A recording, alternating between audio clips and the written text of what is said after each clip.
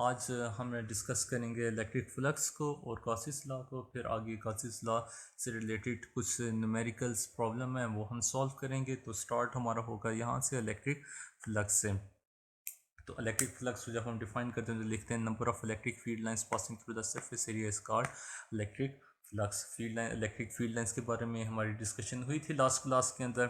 तो वही है इलेक्ट्रिक फ्लक्स की सिंपल इसको इसकी भी डिस्कशन हुई थी इलेक्ट्रिक फ्लक्स की भी, कि एक सरफेस एरिया के थ्रू जितनी electric number of field lines pass होंगे उसको हम कहते हैं this is the electric flux. इसका फार्मूला आपके पास याद होता है, phi E is equal to integral E dot D A. phi e represents the electric flux, E is the electric field and D is that the area of the surface। इसको हमने नाम दे दिया question number 1 का। उसके बाद हम आ जाते हैं गॉसिस लॉ के ऊपर। तो गॉसिस लॉ बेसिकली एक जनरल रिलेशनशिप देता है इलेक्ट्रिक फ्लक्स जो कि क्लोज सरफेस में से पास हो रहा है, क्लोज सरफेस में से जो इलेक्ट्रिक फ्लक्स पास हो रहा है उसके दरमियान और उस सरफेस के अंदर जो चार्ज इनक्लोज है उन दोनों के दरमियान गॉसिस लॉ हमें रिलेशन देता है। अब आपके पास कई तरह की सर्फेसिस हो सकती हैं, मतलब ओपन सरफेस। हाँ, दो टाइप मेनली दो टाइप्स में हम उनको डिवाइड कर देते हैं, एक ओपन सरफेस दूसरी हम क्लोज सरफेस में। ओपन सरफेस मतलब वो एक लूप नहीं बना सकती। आप ये कह लें कि ये इस तरह की कोई भी सरफेस बनी है या क्लोज सरफेस नहीं है, एक जनरल एक्विलिब्रियम में चलिए ओपन सरफेस है। लेकिन अगर यही सरफेस इस तरह से होकर ऐसे एक कंप्लीट लूप बना लेते हैं तो ये आपके पास क्लोज सरफेस है। तो गॉसिस लॉ बेसिकली आपको रिलेशन देगा इस क्लोज सरफेस में से जो इलेक्ट्रिक फ्लक्स पास होगा और इस क्लोज सरफेस के अंदर जो चार्ज है क्यू, जितना भी चार्ज है उन दोनों के दरमियान गॉसिस लॉ हमें क्या देता है, रिलेशन देता है। तो मैथमेटिकल फॉर्म गॉसिस लॉ की बनती है phi is equal to integral E dot D A. अच्छा, अब ये देखें, अब यहाँ पे मैंने ये सिंपल इंटीग्रल डाला था, कोई सर्कल इसके ऊपर नहीं डाला था, लेकिन यहाँ पे जब गॉसिस लॉ को एक्सप्लेन कर रहा हूँ तो यहाँ पे मैंने इंटीग्रल के ऊपर सर्कल डाल दिया। अब ये जो सर्कल है ये इंटीग्रल है, ये इंटीग्रल रिप्रेजेंट करता है कि surface is there is a closed surface. ये इंटीग्रल डिफाइन करता है कि there is a close surface E dot D M. और फिर ये ई डॉट डी इक्वल आ जाता है Q enclose divided by epsilon naught. ये भी हमने लास्ट क्लास के अंदर जब हमने ली थी उसके अंदर इसको भी हमने प्रूव किया था। इसको हमने दे दिया क्वेश्चन नंबर 2। अब इस चीज़ में देखेंगे जो नेट फ्लक्स आपके पास फाई ऑफ ई है वो डिपेंड कर रहा है Q enclose over epsilon not. Epsilon not आपके पास कांस्टेंट है, जो चीज़ चेंज हो वो आपके पास क्यू इनक्लोज है। मीन के फ्लक्स टोटली डिपेंड कर रहा है चार्ज के ऊपर कि इस सरफेस के अंदर कितना चार्ज इनक्लोज है। यहाँ पे कोई ज्योमेट्रिक टर्म नहीं है कि आप कहो कि फ्लक्स इस चीज़ की ज्योमेट्री के ऊपर, ज्योमेट्री से मुई कि ये अब फॉर एग्जांपल ये इरेगुलर शेप क्लोज सरफेस है। आपकी क्लोज सरफेस आपकी इस तरह के से स्क्वायर की भी इस क्लोज सरफेस हो सकती है, आपकी क्लोज सरफेस ये ट्रायंगुलर भी हो सकती है, आपकी कोई भी क्लोज सरफेस हो सकती है। उस क्लोज सरफेस का यहाँ पे इस इक्वेशन के अंदर कोई ऐसी टर्म नहीं है जो उस इसकी ज्योमेट्री को एक्सप्लेन करे या उस पर डिपेंड करते। तो इसका मतलब कि आपकी जैसी भी सरफेस हो ओनली क्लोज चाहिए, फ्लक्स उसके ऊपर से सरफेस के ऊपर डिपेंड नहीं करता। फ्लक्स जस्ट डिपेंड करेगा आपके इनक्लोज्ड क्यूब के उस सरफेस के अंदर, जो क्लोज सरफेस है उसके अंदर कितना चार्ज मौजूद है। एक पॉइंट तो आपने ये माइंड में रखना है। दूसरा पॉइंट आपने ये माइंड में रखना है कि यहाँ फ्लक्स के अंदर आपकी पोजीशन का भी जिक्र नहीं है। अब फॉर एग्जांपल मैं कहता हूँ कि ये आपके पास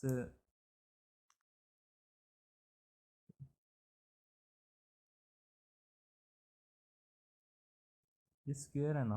अब स्क्वायर का केस आता है कि चार्ज आपका सेंटर में पड़ा हुआ है। दूसरा केस आता है कि चार्ज आपका इस पॉइंट पर पड़ा हुआ है। तीसरा आता है कि इस पॉइंट पर पड़ा हुआ है और आपसे कहा जाता है कि आप इनका फ्लक्स बताओ। तो ये माइंड में रखें आप कि एक चीज़ के वो ज्योमेट्री पे डिपेंड नहीं करता, दूसरा पोजीशन पे भी डिपेंड नहीं करता। चाहे आपका फ्लक्स इस पॉइंट सेंटर में है, अपर एरिया पर है या लोअर एरिया पर है, फ्लक्स इस चार्ज का सेम रहेगा। 5 कूलम का चार्ज अगर सेंटर में रखें तो उसका भी फ्लक्स वही रहेगा, अगर अपर एंड पे रखें तो उसका भी फ्लक्स वही रहेगा, जो अगर लोअर एंड पे रखें जब तक वो इनसाइड द सरफेस होगा तो उसका फ्लक्स चेंज नहीं होगा। क्योंकि ये जो फार्मूला ही हमें बता रहा है कि फ्लक्स सिर्फ और सिर्फ डिपेंड करेगा क्यू इनक्लोज के। अब वो क्यू किस पोजिशन पर है इनसाइड द क्लोज सरफेस उस पर डिपेंड नहीं करता, और जो क्लोज सरफेस है उसकी ज्योमेट्री कैसी है, सिमेट्री कैसी है, उस पर भी डिपेंड नहीं करता। तो ये आपके पास Gauss's law for the close surface की एक मैथमेटिकल फॉर्म है, और यही जो फॉर्म है इसको आप integral form of the Gauss's law भी कहते हो।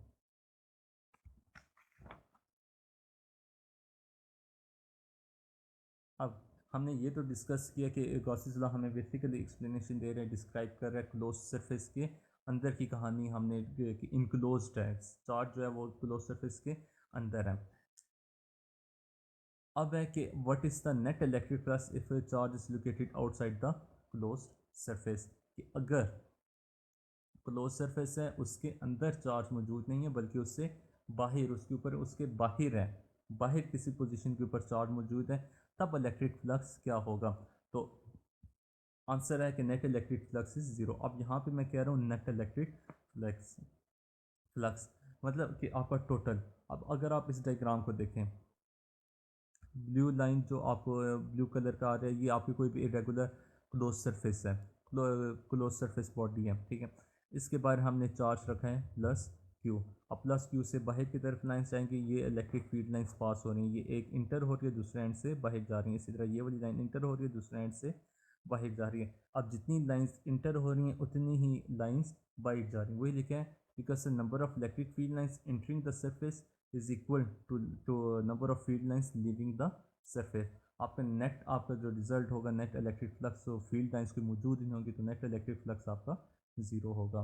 तो उसके बाद आ जाता है कि Gauss's line differential form delta dot E is equal to rho over epsilon naught, ये भी हमने लास्ट क्लास में किया था, प्रूफ किया था, इसकी डेरिवेशन हमने निकाली थी।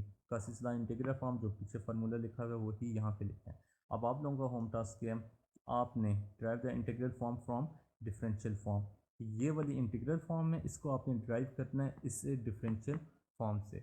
अब आप क्या करोगे ये आप पे डिपेंड करता है कि आप इस फॉर्म से आपने ये वाली फॉर्म बनानी है।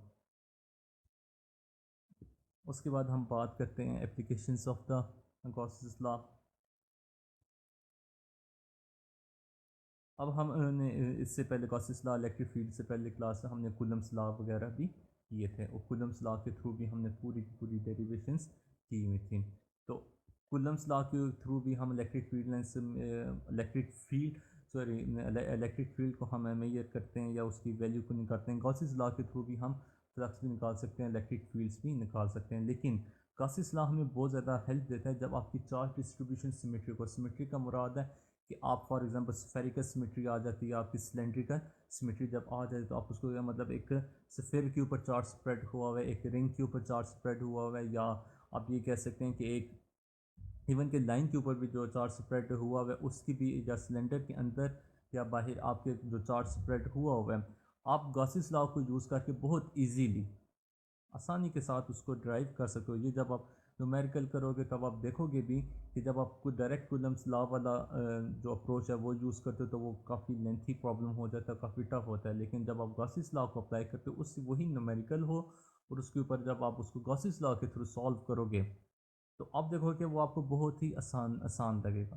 तो ये आपके पास काफ़ी यूज़फुल टूल है Gauss's law for the determination of electric field when charge distribution is highly symmetric. First step जो होता है हमारे पास गॉसियन से लॉ के थ्रू सॉल्व करने का किसी भी प्रॉब्लम को, वो ये होता है कि हम गॉसियन सरफेस को एक कंसीडर करते हैं।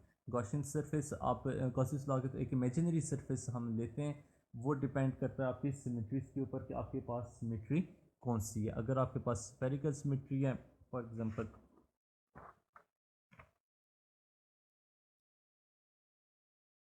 सिमेट्री के ऊपर जैसे मैंने कहा कि डिपेंड जो हम डिपेंड करते हैं, तो जो हम डील करेंगे इस इलेक्ट्रोडायनेमिक्स एंड द सिमेट्रीज में, वो आपके पास तीन तरह की हो जाएंगी।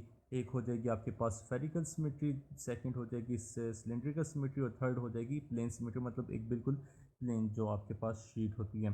स्फेरिकल सिमेट्री अगर होगी तो गॉसियन सरफेस को हम लेंगे वो एज अ स्फीयर लेंगे, मतलब सर्कुलर फॉर्म में हम उस पर गॉसियन सरफेस को लेंगे। सिलेंड्रिकल सिमेट्री होगी तो कोई एग्जैक्ट सिलेंडर लेंगे, सिलेंडर की फॉर्म में फॉर एग्जाम्पल मैं बता देता हूँ। अगर आपके पास स्फेरिकल सिमेट्री बन रही है तो आप गॉसियन सरफेस इस तरह से सफ़ेयर ले लेंगे। सिलेंडरिकल सिमेट्री बन रही है तो आप सिलेंडर की फॉर्म में ले लेंगे ये चीज़, इस तरह से आप सिलेंड्रिकल सिमेट्री। प्लेन सिमेट्री आप पिल बॉक्स लेते हैं ग्रिफिथ की, उसका प्रॉब्लम 2.11 उसकी स्टेटमेंट है use Gauss law to find the electric field inside and outside the spherical shell of radius r that carries a uniform surface charge density sigma। कि आपने electric Gauss's law को use करके electric field find out करनी है inside and outside the spherical shell. एक spherical shell है, उसके inside और आउटसाइड में आपने इलेक्ट्रिक फील्ड फाइंड आउट करनी है। उस शेल का रेडियस है आर और वो चार्ज डेंसिटी कैरी कर रहे हैं सिग्मा। तो हमारा हमने ये कंसिडर कि ये आपके पास एक सर्कल में ब्लैक सर्कल जो आपको नज़र आ रहा है, ये आपके पास एक स्फेरिकल शेल है और इसका रेडियस है आपके पास आर। अब जैसे मैंने बताया कि गॉसेस लॉ के सबसे पहले आप ये करते हो गॉसियन सरफेस को कंसिडर करते हो, तो वो जो गॉसियन सरफेस कंसिडर करेंगे। अब हमने अगर सबसे पहले फाइंड आउट करना है इनसाइड, हमने दो केसेस के इलेक्ट्रिक फील्ड फाइंड आउट करनी है, एक इनसाइड के लिए दूसरा आउटसाइड के लिए।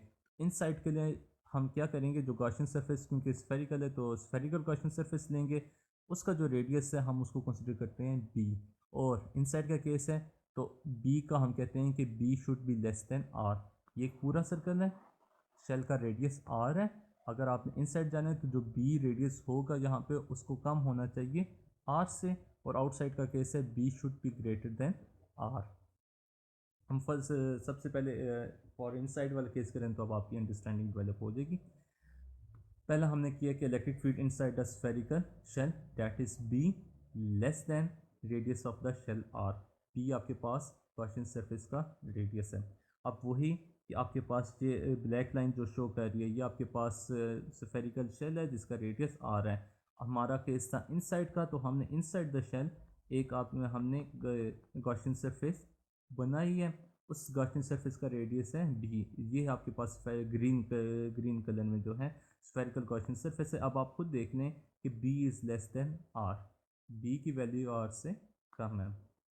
गॉसियस लॉ अप्लाई करेंगे, जो इंटीग्रल फॉर्म है E dot D is equal to Q enclose divided by epsilon naught, तो ये फॉर्म में आ जाएगी E D A is equal to Q enclose over epsilon naught. ये वाली जो फॉर्म है ये आपके पास वेक्टोरियल फॉर्म है, लेकिन इसको हमने ब्रेक कर ई डी ए लिख दिया। ये इसलिए लिखा है क्योंकि हमें ये तो पता है A dot B is equal to A B cos theta होता है।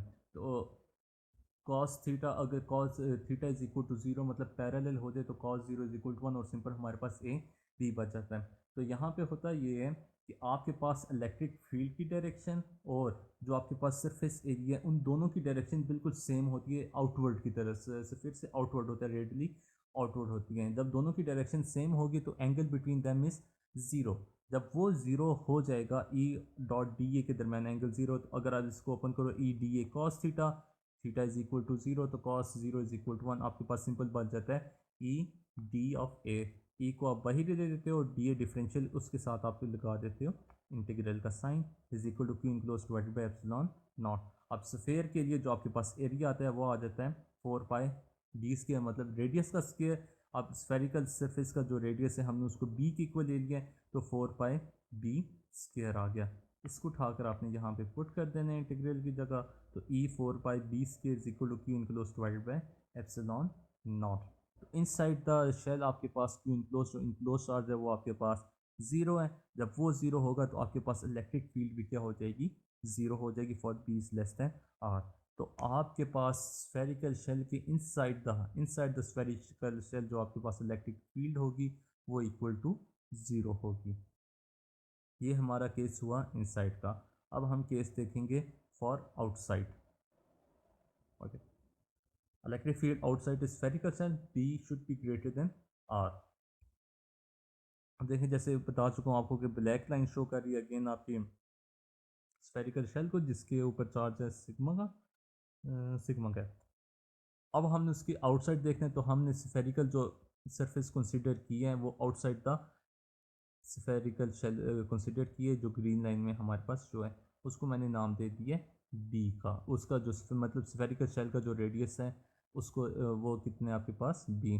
वही चीज़ जो हमने पीछे अप्लाई की थी, गॉसियस लॉ अप्लाई करेंगे, E D is equal close over epsilon not. जो आपके पास एरिया आता है D A of the Gaussian surface, क्यों हम गॉसियन सरफेस को देंगे, गॉसियन सरफेस का जो एरिया आएगा 4 pi B square is equal to Q close over epsilon naught. अब पिछले केस में तो हमने कर दिया था कि आपके हमारे पास क्यू इनक्लोज ज़ीरो था, क्योंकि जो सारे का सारा चार्ज था हमारा इसके ऊपर जो ब्लैक लाइन है इसके ऊपर था, हमने इसके अंदर लिया ये गॉसियन सरफेस। गॉसियन सरफेस के अंदर आपके पास कोई भी चार्ज मौजूद नहीं था, इसलिए क्यू इनक्लोज को हमने ले लिया था इज इक्वल टू ज़ीरो। लेकिन जब हम ये वाला केस देखते हैं, अब ये जो ब्लैक लाइन है ये आ रही है इस गॉसियन सरफेस के अंदर ही, इसका मतलब है इस गॉसियन सरफेस के अंदर चार्ज मौजूद है, इस गॉसियन सरफेस के अंदर चार्ज मौजूद है जो इस रिंग के ऊपर है।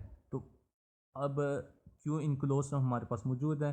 अब क्योंकि क्वेश्चन में हमें कहा गया है कि ये जो रिंग है इसके ऊपर जो सरफेस चार्ज डेंसिटी कैरी करती है सिग्मा, तो वहाँ से हम इसको क्यू इनक्लोज की वैल्यू निकालेंगे। सिग्मा इक्वल होता है क्यू इनक्लोज डिवाइडेड बाय ए, और ए डिवाइड हो रहा है उस साइड जाकर मल्टीप्लाई हो जाएगा, तो Q enclose is equal to sigma A. तो एरिया ऑफ द शेल होता है 4πr², हॉलो शेल उसका एरिया होगा 4πr²। आप यहाँ पे पुट करोगे तो ये बन जाएगा 4πσr²। अब आपने इस क्यू इनक्लोज की वैल्यू उठाकर क्वेश्चन नंबर 1 में पुट कर देंगे। जब आप सब्सटीट्यूट करोगे तो ई की ये form E is equal to 4πσr² और 4πε0b², ये 4πb² भी इसके साथ मल्टीप्लाई होकर ये फॉर्म बन जाएगा। 4π के साथ कैंसिल हो जाएगा, तो आपके पास बन जाएगा सिग्मा r² और ε0b²। r² आपके पास है radius of the spherical shell, b² है radius of the Gaussian surface. Vectorically अगर आप लिखना चाहो तो ये बन जाता है E is equal to sigma r² over ε0b², b in the direction of b।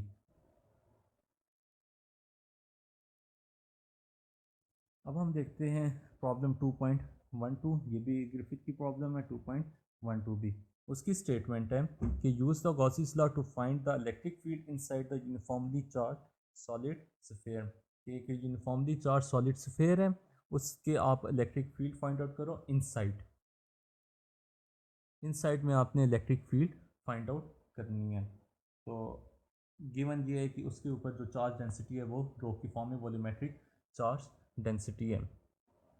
अब यहाँ पे देखो, ऑल्दो कि आपको ये लाइन बिल्कुल वही नज़र आ रही है जो हमारे पास पिछले केस में थी उसी तरह लगाई है, लेकिन फ़र्क ये है कि जो आपके पास चार्ज सॉलिड स्फीयर होता है, ये आप ये समझ लें एक बॉल टाइप होती है जो अंदर से सारी फील्ड होती है। For example metallic Bob start बिल्कुल उसी तरह करेंगे जैसे पिछले में किया था, गॉसिस लॉ अप्लाई करेंगे। Again E D is equal close over epsilon not, जो आपके पास एरिया होता है गॉसियन सरफेस का आ जाएगा वो 4πb², E is equal 4πb² is equal close over epsilon naught. अब इसमें एक चीज़ देखें, इन साइड आ रहे हैं यहाँ पे क्यू इनक्लोज चार्ज मौजूद है, वो कैसे? इसने कहा हुआ है इनसाइड है यूनिफॉर्मली चार्ज सॉलिड स्फीयर, कि सॉलिड स्फीयर में के ऊपर जो चार्ज की डिस्ट्रीब्यूशन है वो यूनिफॉर्म्ड है, मतलब हर एक पॉइंट के ऊपर चार्ज स्फीयर के हर एक पॉइंट के ऊपर चार्ज मौजूद है। तो आप जहाँ पे भी स्फीयर लेंगे, गॉसियन सरफेस लेंगे, उस गॉसियन सरफेस के अंदर आपके पास चार्ज मौजूद होगा। तो आपने वो क्यू इनक्लोज फाइंड आउट करना है, उसके लिए आप ये उसने गिवन दिया हुआ है कि चार्ज डेंसिटी रो है, तो rho is equal to Q enclose divided by V, V is the volume, Q enclose is equal to rho into V. अब for the case of the sphere volume आपका पास आता है 4/3πb³, क्योंकि हम inside the sphere Gaussian surface के अंदर ले रहे हैं, तो इसलिए हम b³ लेंगे। 4/3πb³। आप जब इस वैल्यू को उठाकर इसमें पुट करोगे क्यू इनक्लोज रो वी, तो ये आपके पास ये 4/3π ρ b³। अब क्यू इनक्लोज की वैल्यू अपनी क्वेश्चन 1 के अंदर सब्सटीट्यूट करनी है। जब आप सब्सटीट्यूट करोगे तो ये बन जाएगा 4π ρ b³। ये 3 वाला ये जो 4/3 था ये 3 इधर आ गया, 4πb² एप्सिलॉन नॉट यहाँ पे 4πb² मल्टीप्लाई हो रहा था, यहाँ आकर डिवाइड में एप्सिलॉन नॉट के साथ मल्टीप्लाई होकर ब्रैकेट के अंदर लिख दिया। कैंसिलेशन वगैरह 4π के साथ कैंसिल हो जाएगा, b² के एक मतलब b² कैंसिल होकर आपके पास सिर्फ b rho b over 3 epsilon naught. जब वेक्टोरिकली लिखोगे तो E net electric field is equal to rho b divided by 3 epsilon naught in the direction of b। और किस केस में b is less than r, मतलब आपके पास इनसाइड द स्फीयर का केस है। अगर आउटसाइड द स्फीयर होता तो b is greater than r, और वो स्फीयर हम लेते यहाँ पे। तो अभी हमने जो दो एग्जांपल्स किए हैं वो सिर्फ और सिर्फ स्फेरिकल सिमेट्री की हैं। एक एग्जांपल करेंगे हम सिलेंड्रिकल सिमेट्री की और एक एग्जांपल करेंगे हम प्लेन सिमेट्री की। ये करने के बाद हमारा गॉसेस लॉ का पोर्शन कंप्लीट हो जाएगा।